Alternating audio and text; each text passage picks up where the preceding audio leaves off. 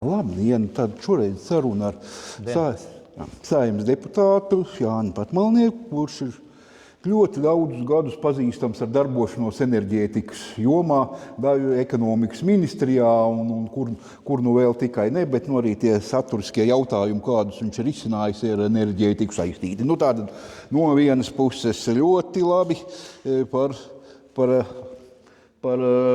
obligātā iepirkuma komponenti zinātājs un speciālists, no otras puses, vai tik nav vainīgs, ka tur kaut kas slikts ir noticis. Un tagad, lūk, uzradušies entuziasti šo te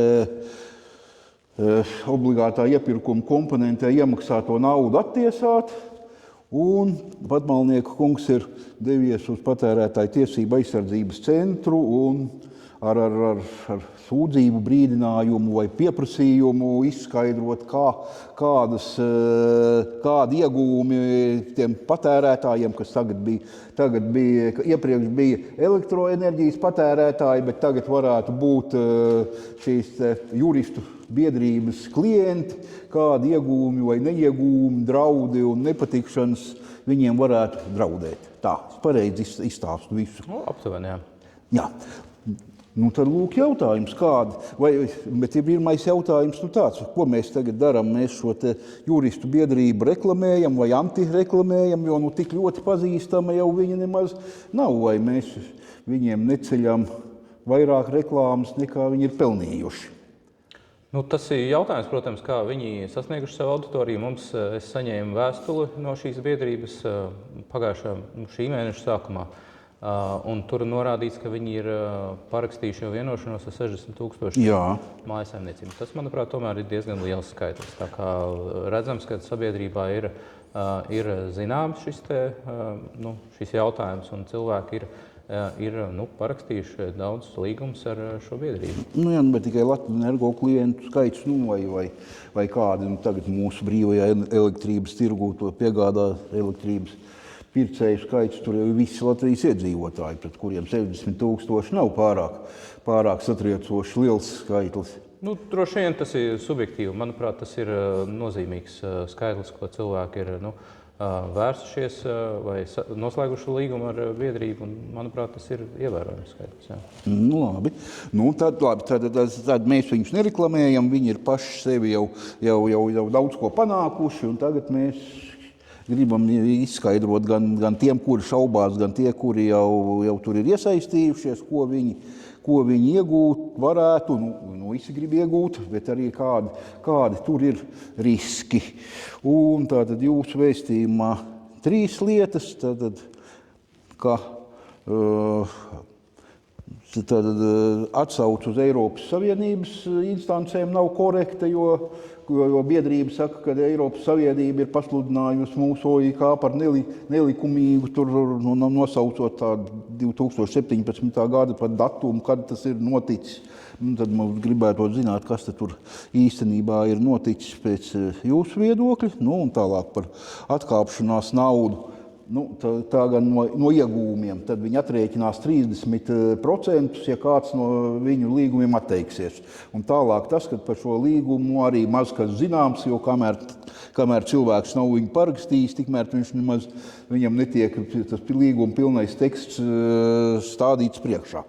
Tad vai paraksti, un tad uzzinās, ko paraksti, neparaksti, tad neuzzinās. Labi, lielākā daļa dzīvo pagaidām neuzzinājusi, bet ko mēs viņiem varam pastāstīt, kas tad viņiem tur, ko viņi uzzinās un kāpēc labāk to nemaz neuzzināt. Jā, es savā iesniegumā patērētāju tiesību aizsardzības centram vēršu uzmanību uz 3 punktiem, kas, manuprāt, būtu vērtējami no patērētāju tiesību viedokļa. Viens ir biedrība, manuprāt, nekorekti atsaucās uz Eiropas komisijas lēmumu un citē to nepilnīgi. Tādā veidā iespējams maldinot cilvēkus, kas slēdz šo līgumu. Viņi atsaucās uz daļu, kur komisija pauž nožēlu par to, ka Latvija iepriekš nav saskaņojusi šo te atbalstu, taču nemin par to, ka komisija faktiski nākamajā rindkopā ir atzinusi to, ka kaut arī tā ir nožēla, bet viņi atzīst viņu par sadarīgu, un viss tas atbalsts, kas bija sniegts līdz komisijas lēmumam, ir sadarīgs ar Eiropas Savienības līgumiem. Tā, manuprāt, ir būtiska informācija, kas būtu patērētājiem jāzina, pirms viņi slēdz šādu līgumu.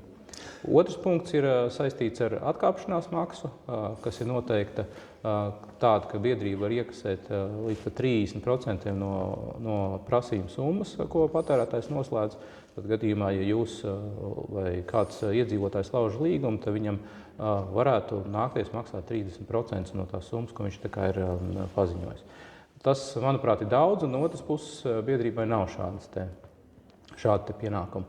Un trešais punkts ir to, ka iedzīvotāji faktiski zināmā mērā pērk kaķi maisā, jo tur ir noteikts pienākums viņiem parakstīt likuma iniciatīvu. Kaut gan faktiski mēs nezinām, kas tā likuma iniciatīva tagad ir. Pirms parakstīt šādu līgumu manuprāt, būtu jābūt skaidram tas, kas tā būs par likuma iniciatīvu un ko šī biedrība Bet tās likuma iniciatīvas šobrīd vēl vispār nav. Ja viņi uzzinās tas, kurš parakstīs. Tur jau tā problēma, ka viņas nav. Un ja cilvēks paraksta līgumu to, ka viņš apņemās parakstīt kādu likuma iniciatīvu, viņam būtu jāzina, kādu likuma iniciatīvu viņš parakstīs. Kaut kāda loģika jau tur ir. Ja parakstīsies 60 000, tas ir viens rezultāts. Ja parakstās 600 000, tad jau tā likuma iniciatīvai būs pavisam cits svars un iespējas drebināt likumdevējus, kad tautas vairākums no jums kaut ko grib, tad protieties likumdevējus vai izpildu varu. Bet, ja mēs ejam pēc kārtas, tad jautājums sadzīmējāt labi. Tātad bija kaut kāds punkts 2017. gada konkrētu datumu, tur atsaucās šie iniciatīvas autori, ka tad esot Eiropas komisija teikusi, ka turpmāk vairs ne. Tagad ir 25. gads. Tad ko tad? Tas nozīmē, ka varēs atgūt naudu, kas ir līdz 17. gadam maksāta, teorētiski, ja vispār kaut ko varēs, jeb līdz šai baltai dienai, jeb tagad tā OIK status joprojām vēl eksistējoši tikai ne uz patērētāju rēķina. Tā saprast. Tas ir jautājums, kas ir jājautā pašai biedrībai, ja godīgi, kādā veidā viņi uzskata, ko viņi varēs iegūt un kas ir ties metodas, kādā veidā viņi savāk šo summu vai pa kādu periodu viņi to savāks.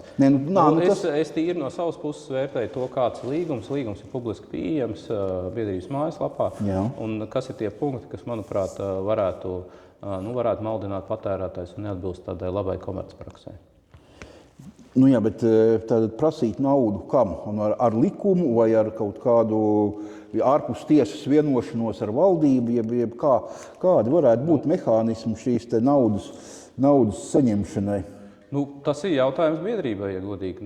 Tas ir jautājums biedrībai, kādā veidā viņi redz tālāk šo īstenošanu, to līgumu, ko viņi parakstā ar šiem cilvēkiem.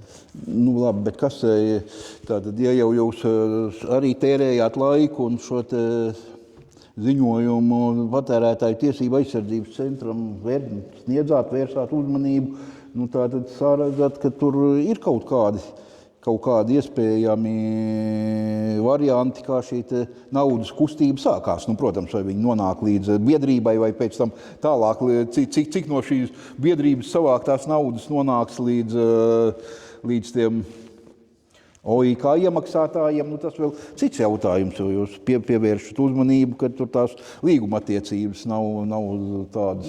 Tas ir pagaidām grūti spriežams jautājums. Tas ir atkarīgs no kādas iniciatīvas biedrība izvirzīs.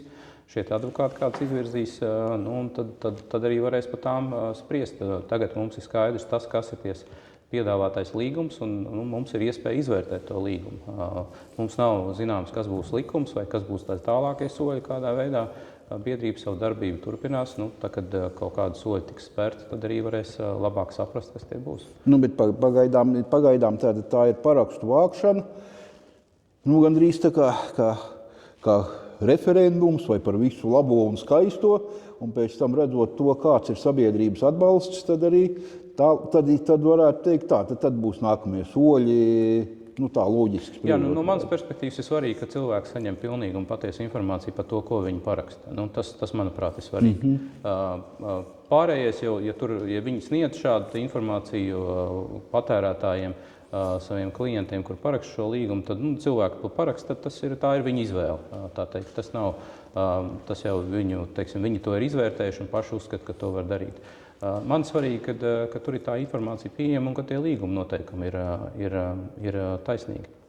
Labi, un kas tur būtu jāpagroza vai ko šie cilvēki, kas jau ir parakstījuši, jeb domā par parakstīšanu, viņi varētu iet un teikt, labi, mēs parakstītu, bet tur vajadzētu to un to un to. Bet tas ir jautājums jau kā biedrība, es saprotu, viņi piedāvā tipveidu līgumu, vai paraksta vai neparaksta. Un tāpēc, manuprāt, ir nozīmīgs tas patērētāju tiesību aizsardzības centra izvērtējums un spriedums par šo līgumu, vai viņš ir atbilstošs tādai labai komercpraksē vai arī nav. Un kādi tur ir patērētāju tiesību aizsardzības centram, kādi viņam ir instrumenti, jo raugiet, tāds ļoti svarīgs jautājums, spriežot pēc ieguldītās naudas daudzumu. Cienījamāk jau būtu, ja jūs tur ģenerāla prokuratūrai kaut ko rakstītu. Tāda prakse te Latvijā ir diezgan plaši izplatīta, bet patērētāju tiesību aizsardzības centrs, masu apziņā viņš jau diezko daudz no tās biedrības neatšķirās. Kas tas tāds? Patērētāju tiesību centrs ir tā institūcija Latvijas Republikā, kur uzrauga to, kādā veidā piedāvā dažādas pakalpojumus un preces iedzīvotājiem, faktiski komersanti. Un tas ir viņu kompetencē vērtēt šādus līgumus un līguma nosacījumus. Un tur ir gan negodīgas komercprakses, gan patērētāju tiesību aizsardzības likums, kas regulē šos jautājumus, par ko tieši patērētāju tiesību aizsardzības centrs ir atbildīgs. Manuprāt, tā ir īstā institūcija šajā brīdī.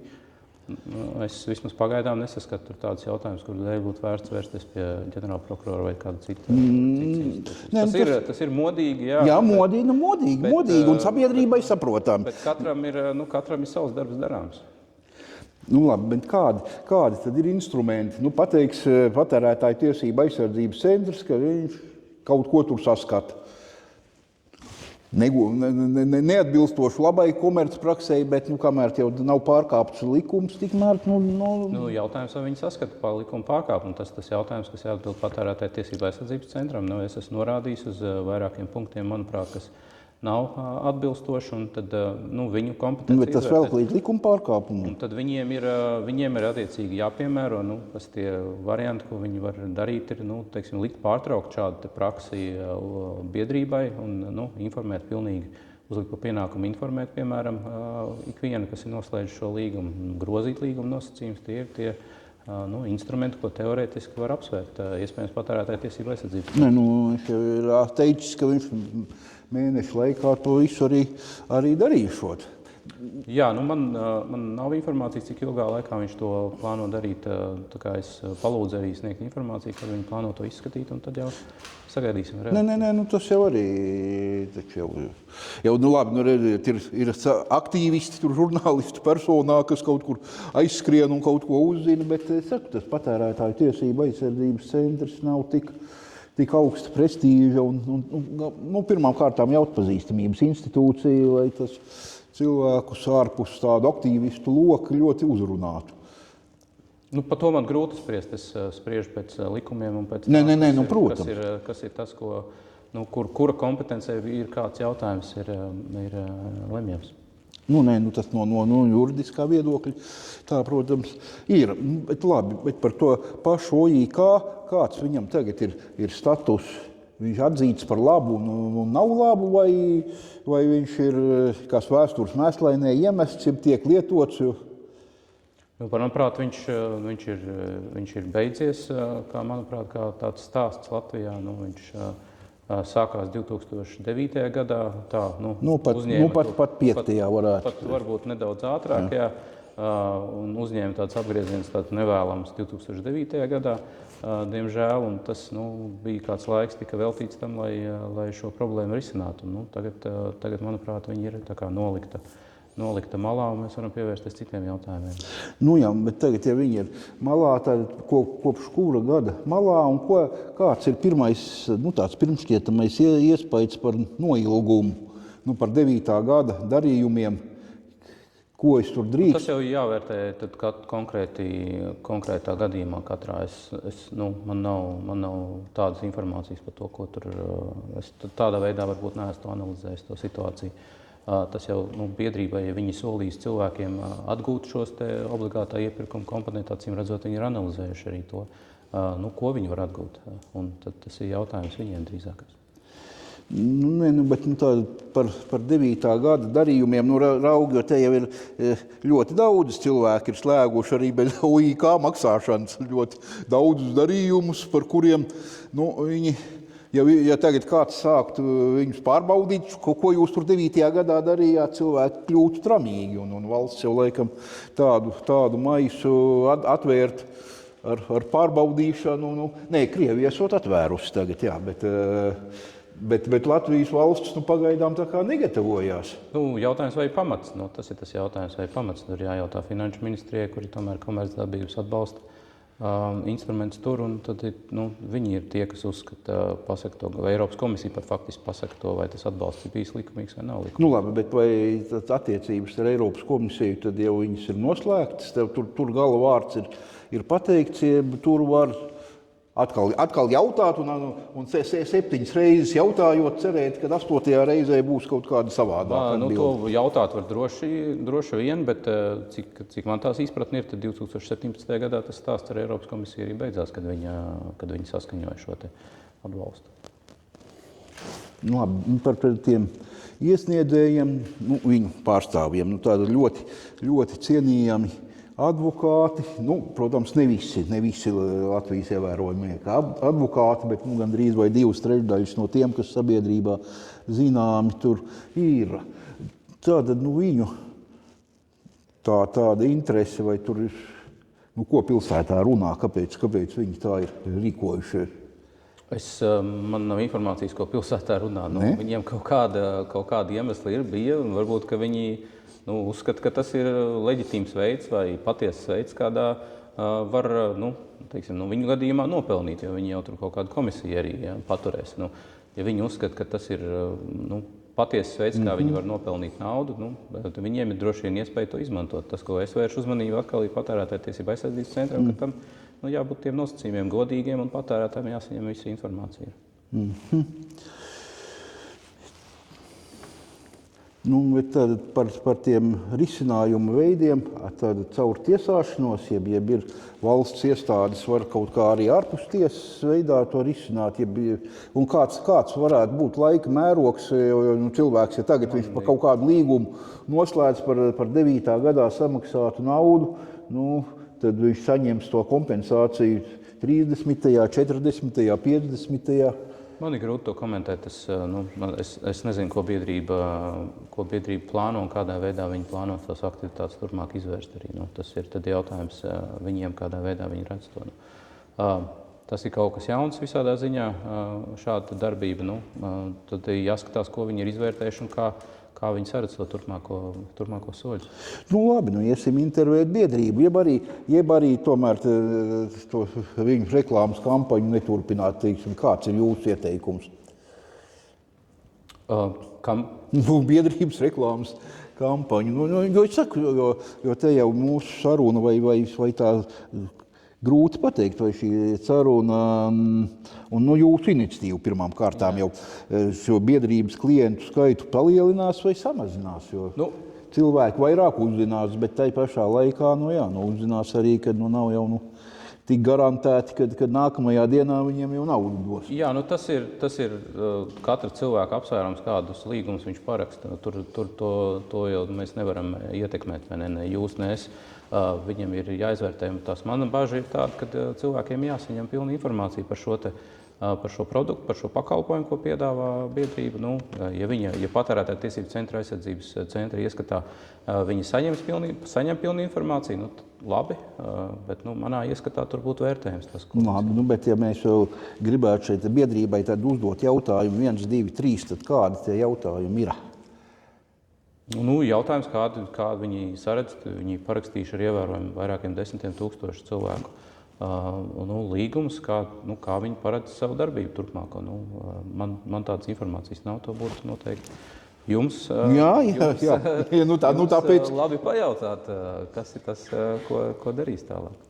Teiksim, vienoties ar ministru kabinetu, piemēram, vai kā to darīt. Kā viņi ieskat, kā viņi to uzskata? Vai iet uz tiesu? Vai iet uz tiesu, jā.